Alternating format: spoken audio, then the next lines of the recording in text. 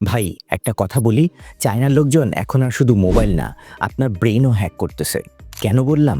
এই ছোট্ট অদ্ভুত দেখতে একটা পুতুল, নাম তার লেবুবু, রীতিমতো দুনিয়া কাঁপাইতেছে। সাইজে ৪ ইঞ্চি, দামে $৭। কিন্তু মার্কেটে এর কিছু ভার্সন $৯৯,০০০ পর্যন্ত বিক্রি হয়েছে। পুতুল কিনতে কেউ নিজের কিডনি বিক্রি করতেছে, অথবা কেউ তার গার্লফ্রেন্ড। না, এটা আমি বানায় বললাম, কিন্তু রীতিমতো অবস্থাটা এমনই।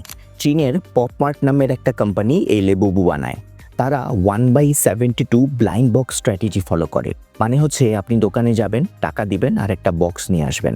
ভেতরে কি আছে সেটা জানার কোনো উপায় নাই। হতে পারে এটা একটা সাধারণ লেবুবু, অথবা হতে পারে সিক্রেট রেয়ার লেবুবু, যার দাম ডলার দিয়ে পরিমাপ করা যায় না। আর এখানেই ব্রেইন হ্যাকিং মার্কেটিংয়ের খেলাটা জমে উঠেছে। এখন প্রশ্ন হলো, মানুষ এই পুতুলের জন্য এত টাকা কেন দেয়? চলুন দেখি এই পদ্ধতির মাইন্ড হ্যাকিং 101 কি বলছে, যেখানে ইউজ করা হচ্ছে সোশ্যাল মিডিয়া, জুয়া এবং সাইকোলজি। প্রথমত, কেনার পরও আপনি জানেন না কি আসবে, তার মানে র্যান্ডম আউটকাম। দ্বিতীয়ত, হতেই পারে আপনি রেয়ার কালেকশনটা পেয়ে গেছেন, তার মানে জ্যাকপট। তৃতীয়ত, প্রতিবার খুললেই মনে হয় আরেকটা কিনি, হয়তো রেয়ার কালেকশনটা পেয়ে যাব, তার মানে ডোপামিন ব্লাস্ট।